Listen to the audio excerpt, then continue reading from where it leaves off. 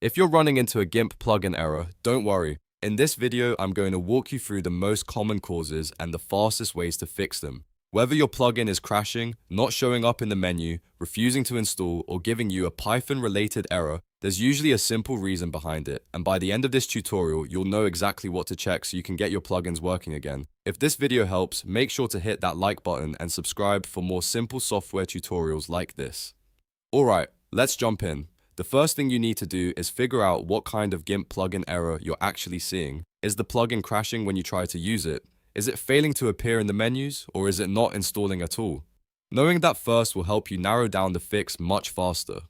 A lot of plugin problems are caused by missing dependencies, version mismatches, or the plugin being placed in the wrong folder. If your plugin is a Python Fuse script, the next thing to check is Python. Gimp needs an active Python environment in order to run Python scripts properly. If Python is missing or disabled, the plugin may fail to load or throw an error right away. So go into your Gimp setup and make sure Python support is enabled. This is especially important if you're using older plugins that depend on Python to function.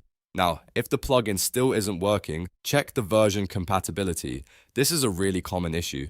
Plugins made for older versions of Gimp, especially Gimp 2.10, may not work correctly in Gimp 3.0. That's because Gimp 3.0 updated its codebase and moved to Python 3, so older plugins can break, disappear, or refuse to load. The best thing to do here is visit the developers page and download a version that is specifically built for your version of Gimp. That small check can save you a lot of frustration. Next, let's look at folder and file location issues, because this is another big reason plugins don't appear. In Gimp, go to Edit, then Preferences, then Folders, and then Plugins. This is where Gimp tells you exactly which folders it scans for plugins. Make sure your plugin file is placed inside one of those listed directories. If it's sitting somewhere else, Gimp won't see it. Also, make sure the folder and file names match correctly. In modern versions of Gimp, each plugin often needs to sit inside its own folder, and that folder should be named the same as the executable file. For example, if your plugin is called bimp.exe, it may need to be inside a folder named bimp.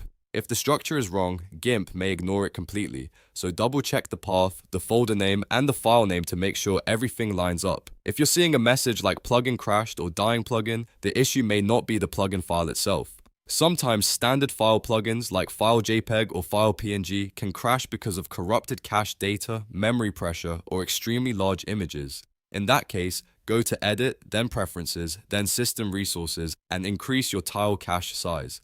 Giving Gimp more cache can help it handle bigger files more smoothly and reduce crashing. If the plugin is still giving you trouble after that, try restarting Gimp completely and testing the plugin again. Sometimes a plugin won't load properly until the program is reopened. If that doesn't work, reinstall the plugin from a trusted source and make sure you downloaded the correct file for your operating system and Gimp version.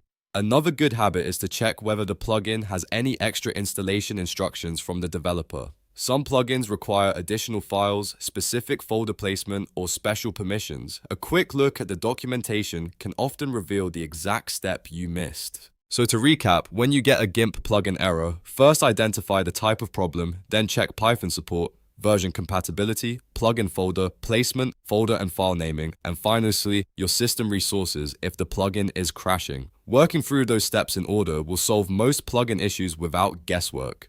If this tutorial helped you fix your Gimp plugin error, please give the video a like and subscribe for more helpful software tutorials. Thanks for watching, and I'll see you in the next one.